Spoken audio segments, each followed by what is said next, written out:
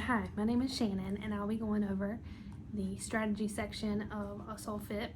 When you're thinking about the strategic vision, it is always important to remember the mission and the vision statements the company has to keep at your forefront. The mission statement for a Sole Fit is to provide our customers with an athletic shoe that exceeds their expectations by offering the finest of quality, supreme enhanced styling and features while experiencing exceptional comfort and style. Our vision statement at a Sole Fit is to become the global leader in the footwear industry by offering high quality shoes at affordable prices.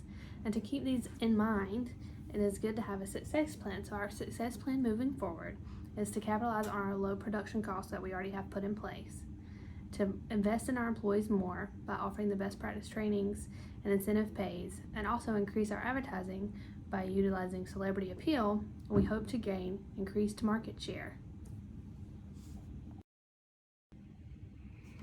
Our competitive strategy for branded footwear alternated between the beginning and the latter years of the experience. The initial strategy we had was aiming for a low-cost leadership strategy. With doing this, we aggressively built new facilities and upgraded all of our production options. We minimized our costs in advertising, employee compensation, and our production cost. We also attempted to price lower than most of the competitors, but we saw similar market share percentages between the internet and wholesale segments with this strategy. With year 11, we had 12% total market share. In year 12, we had 9 to 10% in each internet and wholesale within all regions. However, we had a long-term goal of being the best cost strategy, which is the sweet spot of making the mid-quality shoes at the lower than average prices, but we found ourselves stuck in the middle of the saturated market. Our features were not unique enough to motivate consumers to purchase ours over all of the competitors.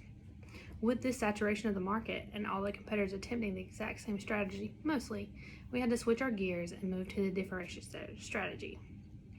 When switching gears in year 13 to the differentiation strategy, we had to focus on high quality at the lowest possible production price. We had premium pricing for the very narrow market that we were aiming for. We offered unique, high quality shoes with convenient access, with offering free shipping in most years.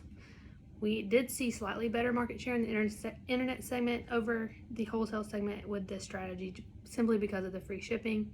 With year 14, we had 8.5% in internet market share, average across all regions, with 6.5% in the wholesale industry. In year 16, we saw 9.8% of average market share across all regions, with wholesale falling to 7.8%.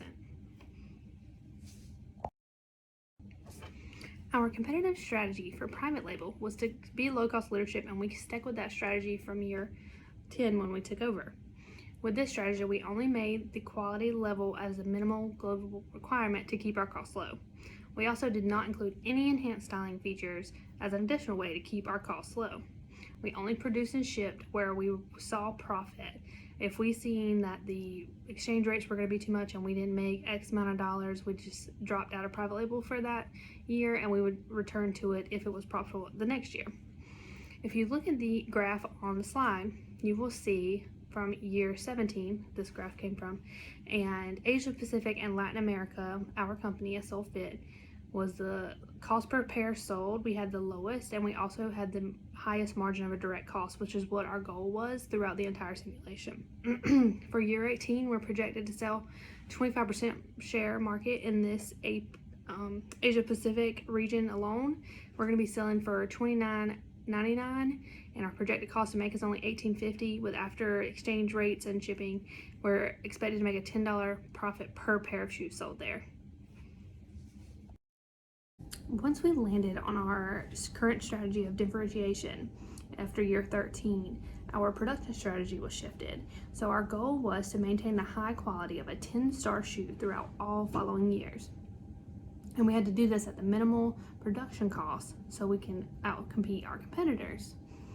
We utilized maximum enhanced styling features that we could. So we spent the max of $100 while also utilizing the lowest number of models available, which would be 50, so we could focus on those model numbers, making them the best they possibly could be. We also invested in the Six Sigma to assist with the low reject rates and high quality that we've seen in our brand. We typically fell within industry averages spending on total production costs, including the superior material usage and the Six Sigma spending. However, we did maintain the lowest cost per SQ star across all regions for most year. For example, in year 16 alone, in North America, our cost per QS star was 2.58, with the high being a 7.85.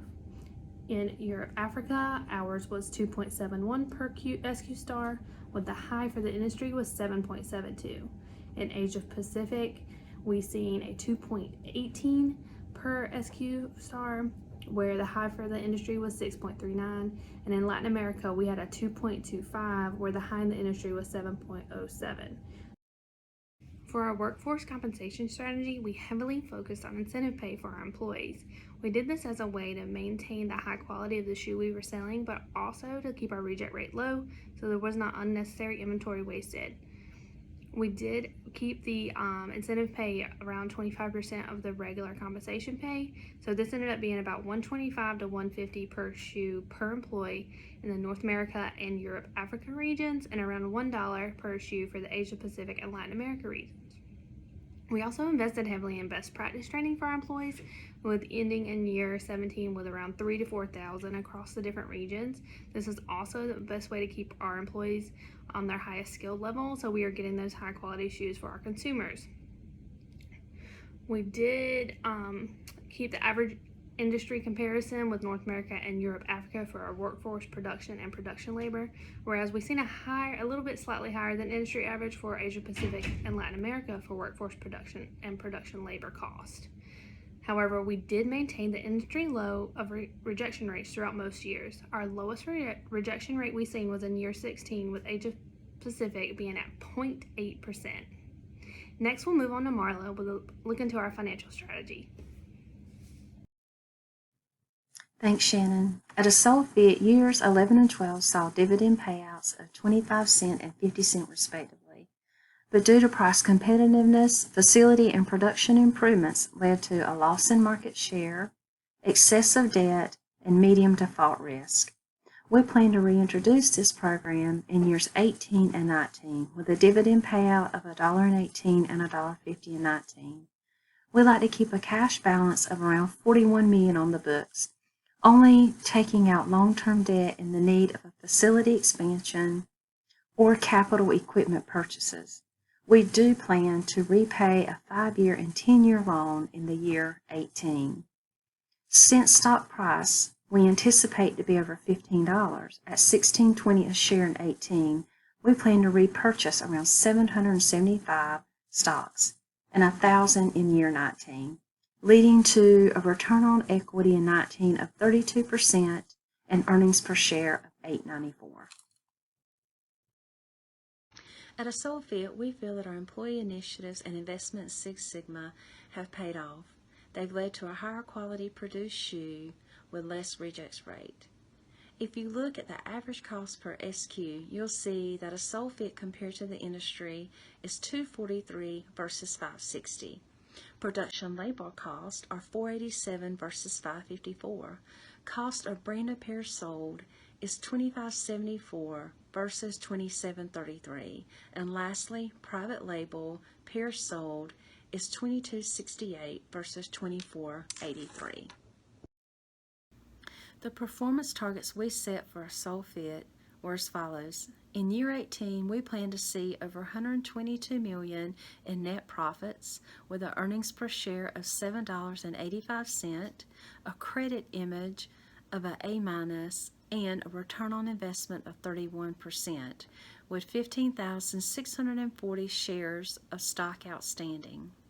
In year 19, we plan to see net profits of over $129 million, with a return on investment of 32%, earnings per share of $8.94, and over 14,640 in outstanding shares of stock. In turn, we plan to increase our image rating and gain market share. We based our action steps for the branded segment based on year 17 ending results and what we've learned in the game so far. In order to increase our market share, we need celebrity appeal. We were able to procure Judy Judge in year 17. In the past years, we've been unable to do this because we have not been able to compete with what others were spending on celebrities. We will continue our efforts of increasing advertising and marketing. We will also increase our search engine advertising. Currently, the industry is paying 80% or higher in this area. We will increase our retailer support. We currently are not investing in this, and we know that we need to do so. And we have made plans to potentially reach out to Hot Steps for a potential merger. If this works, we would have the celebrity appeal and additional facility space needed and could sell off unneeded facility space. Our action steps in the private label are due to a strategy change in year 13 to higher quality. Since then, we have worked tirelessly to improve our image and gain market share. But due to fierce competition, we've still had to rely heavily on our private label sales to generate the revenue we need. As far as market share, in year 17, we held 10.3% of Europe, Africa, 25% of Asia Pacific, and 15.8% of Latin America. None in North America due to the competitiveness of pricing. We know this hurts our quality image, and we plan to liquidate all inventory and leave this segment in its entirety as soon as revenues are sustainable. I would now like to introduce Mickey Beach to go over our competitors. As we move forward with our presentation, it's important to understand our branded competitors and our private label competitors. Throughout the simulation, week in and week out, we found that Group H, Hot Steps, was our biggest competitor in the branded footwear industry. We both shared the similar strategy of high quality and low cost. Group H seemed to be the only other team that was following this strategy, which helped us try to move forward in what we wanted to nail down our strategy as, and how we wanted to move forward in the simulation. In the private label, in week 17, we found that Gibbs Shoes, Easy Footwear, and Big Baller were at the top. Although the private label was very competitive, the leaders fluctuated each year, and it seemed to be a race to maximize potential within your strategy, which Group H shared with us, of high quality and low cost. Our closest private label competitor changed each week, so it was hard to nail down a specific competitor there. Some very good lessons that we learned throughout the simulation are invaluable moving forward in how we decide we want to do our simulation through our mock trial moving forward. And our lessons learned, we know that you have to clearly define our strategy as early as possible. During the first 2 weeks of practice rounds, we were kind of wishy-washy on what we wanted to do and how we wanted to do it, but those practice rounds proved valuable to us because when we started the simulation for real, we were able to pick a strategy and stick to it. Another important part of that is maintaining and staying consistent with that strategy throughout the simulation. If you get to year 13 or 14 and you try to switch it up, you're going to end up falling behind with your competitors who are also following those strategies. Another lesson learned is goals and objectives must be clearly defined. All right, if you have something that you want to reach, you have to put out your bullet points and your steps that you're going to achieve each week to ultimately reach that goal by the end of the simulation. Constant communication with group members about evolving conditions in the market is absolutely necessary. As you split up the simulation and person A has this and person B has this, you need to communicate with each other to understand what each group is doing in their own sections in order to stay fluent with each other. It's also very important to understand the threats and the opportunities moving forward with your competitors. For example, what competitors are following your strategies? What strategies are other competitors doing? Are there threats for new entrants into your market? Different, North America or Latin America, who is your competition in each section of private label and branded, and understanding those threats is vital to this, your ability to succeed moving forward. Competitive advantage starts from the very beginning. It's imperative that you try to get ahead and stay ahead. And some questions that you have to ask yourself each week moving forward is, where can we improve? What are we missing? If you're not at the top every week, then you're not the best. And it's very important to understand where you're falling short and where you need to enhance yourself moving forward. You must stay committed and execute the small details. Once you pick that strategy, you need to understand, all right, in order to get there, we have to reach goal A, B, and C. And with our goals and objectives being clearly defined, it's important that each goal is met along the way, not one or two, but each one. And finally, you just have to enjoy it. There were stressful moments and there were moments where we weren't sure what was going to happen or how we were going to move forward, but it's just important to enjoy it and know that moving forward, your group members have your back.